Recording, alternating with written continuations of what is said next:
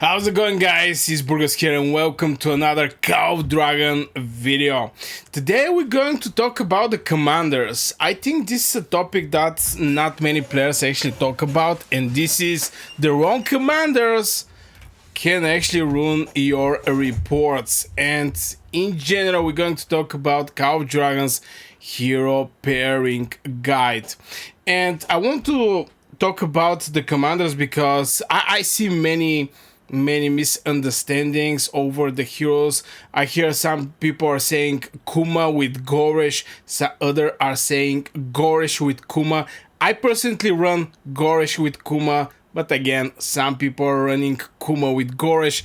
So here you see two the same heroes, but the outcome and the reports can be completely different.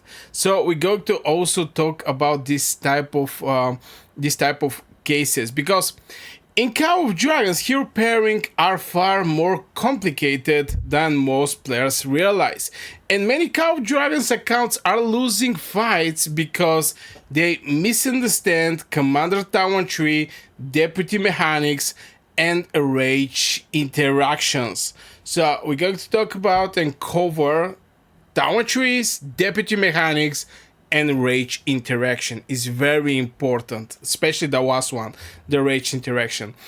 This Call of Dragon gameplay breakdown explains why some pairings silently stop working when the wrong hero leads the march, and why many bad reports are actually hidden pairing mistakes.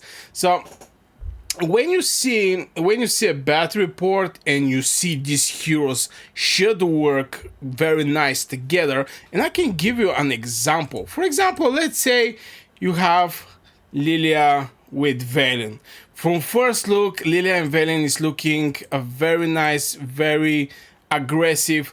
But if you put a Valen as a commander of this combo, things are going to change drastically. And one of the things is Valen, for me personally, is one of the best deputies in Call of Dragons, but not a commander. Not a commander. Also, we're going to scratch other things. So, first thing first, your pairing might not actually work. Some hero pairings completely fail with the wrong commander leading. Players think the game is bugged when damage suddenly disappears. And it happened to me. I'm going to give you an examples how I actually fix underperforming legions to increase with like maybe 10 or 20% more merits at the end of the day, sometimes 30%. And now, no, it's not changing the artifacts, because I see some guides is saying if your Thunderling Talea Legion don't perform good, do this, and they basically switch and change the artifacts. They remove, for example, Thunder Elegy, that is basically a control artifact that is putting silence and stuck the enemy.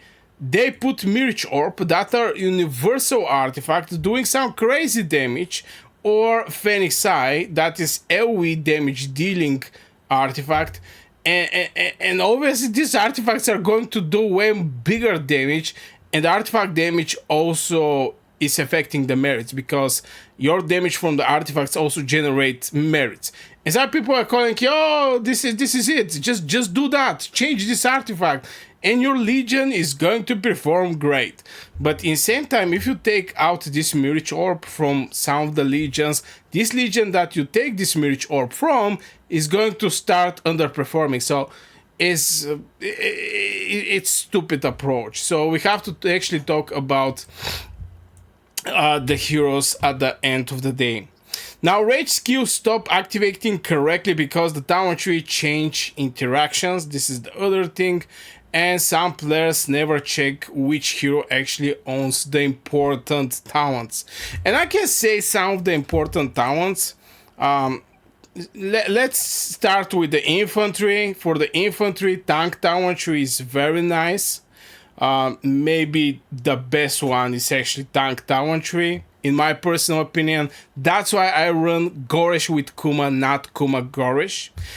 Some people are running Kuma as a commander and they put, you know, they're counting over this counter attack that the Kuma is having in extra. Counter attack damage bonus 5%, but for me 5% is way too low to sacrifice the survivability the tank tower tree is giving from the Goresh. So for the infantry, I can say the tower tree should be the tank. Let me just put some infantry, legendary, and yeah, you can going to see Garwood.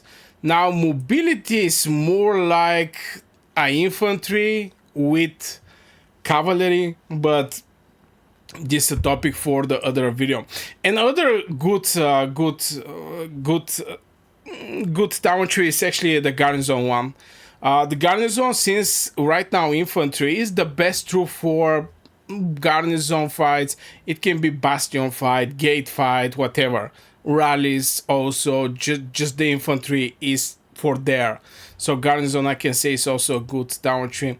Now for cavalry, I can say it's actually mobility and skill. Yeah, here you have like two, mobility and skill. Mostly it's about the synchronization between the march speed, so you know which hero you should go with mobility, which one you should go with skill. But yeah, this is here the mobility and skill. So if you go with the which one? Okay, mobility, skill, control is not good. Control here is not good. Skill is fine. Tank is not good for cavalry. Skill and skill. So yeah, I can say the cavalry are pretty straightforward.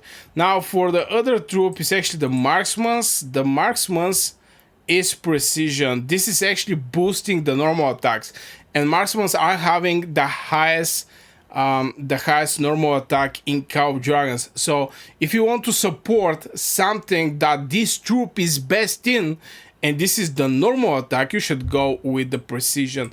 Precision, mobility, this is a flying hero of Rygar, so I can say mobility can do some work for you, but no, mobility is not the way. Again, precision, mobility is not good, control is not good, support is not good.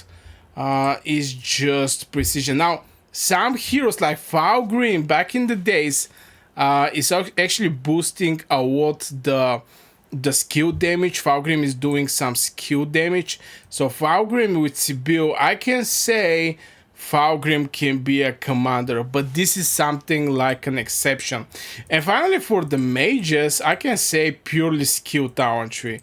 Nothing else, just skill tower tree.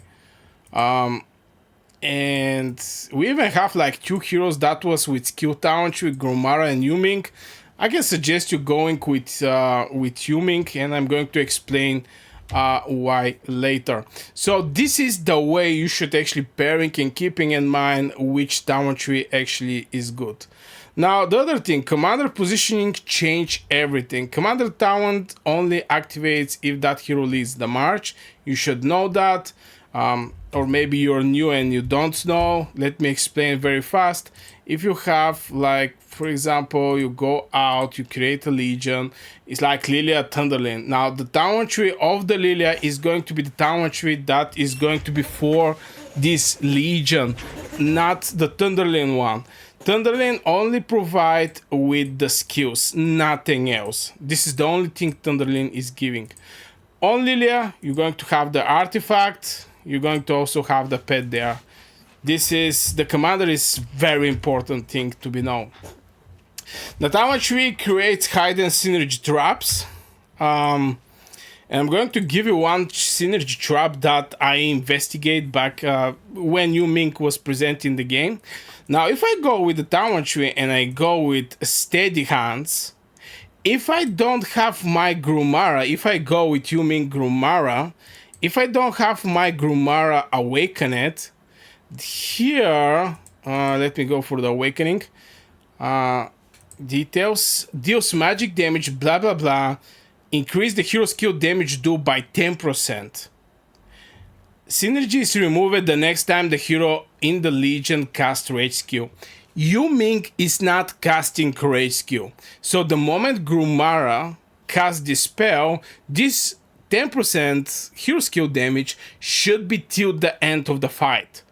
But it's not like this, because with the Yu Ming and the downward tree and the steady hands, which is like 10% for 5 seconds, 20% chance for 10% for 5 seconds, this can override this 10% that Gromara is giving. So if you run Yu Ming with Gromara, you don't need these steady hands, something that are crazy valuable for rest of the mage legions. So you have to be careful with those things. Also, I know it's looking like a corner case, but that's why our people like me who is creating content for Call of Dragons. So don't forget to hit one like, also subscribe if you're interested in this game. So this is the other thing that I want to talk about, how the Tower Tree creates hidden synergy traps. One other hero that I can give you as an example is who do I go? Okay, Nico. Nico, for example, is having this spell. When casting Rage Skill Legion, get Onslaught and Riposte, increasing normal attack and counter attack damage. Now, Onslaught is increasing the normal attack, but this is when he casts a Rage Skill. If you go in the talents, you're going to see that you have the same thing. When casting the Rage Skill, your Legion has 25% chance to get Onslaught, increasing the damage. So you don't need this talent just because you have from Nico this talent. And it's not like 25% chance, it's 100% chance. So for rest of the marksmen, this talent is going to be very nice, but for Nico it's not. So this is some small traps, I can say, at the end of the day. But yeah. Some of the things that I notice is also players confuse bugs with bad pairing. Some people are, speak with a lot of people and they write me in the Discord, in DMs, some of the members of my channel also. By the way, if you want to support my channel directly, you can become a member and get early access to my videos and streams. Some of the streams are just member only. And they confuse some bad pairing with some bugs. It's like Burgas, here is bug. Many bugs are actual misunderstanding mechanics and timing interaction. And players panic when rage bars look full but skill delay activation and stuff like this. It's just, yeah, sometimes it's not bug, it's just bad pairing.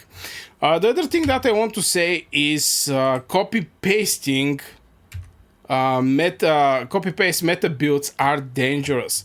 Copy-paste while pairing without understanding account differences first, between account differences first. Now here is the thing.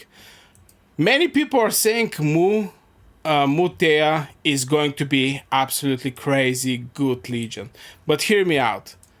It's not that good for player like me who is not having, for example, this artifact. I don't have this artifact, for example. So, because, additional effect, get 1 stack of Mark of Judgment to the wielder, blah, blah, blah, gain shield. When they get a shield, margins, rage skill, clear all marks, trigger supreme, blah, blah, blah. 250 per stack.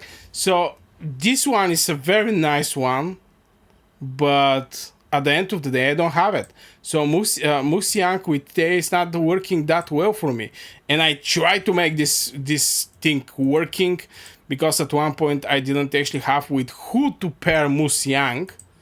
But it's not working like, for example, for somebody else is working. The other pairing I can say is Magrat with Thunderling. It's also not working that well if you don't have specific items, also pets and etc. So, not everything that is working for somebody is going to work for you just from point of heroes. There is also positioning. You have to know how to play with your troops. Sometimes it's luck. You can get catched by some infantry and get destroyed at the end of the day. All these things actually can make or break your reports. So yeah, guys, here I'm going to put one video. You can go and check it out. It's going to be also interesting. I just wanted to scratch this topic where about the Call of Dragons hero pairing guide and how one wrong commander can ruin your reports at the end of the day. So far, again, we like, subscribe, wish you a great day, and see you in the next video.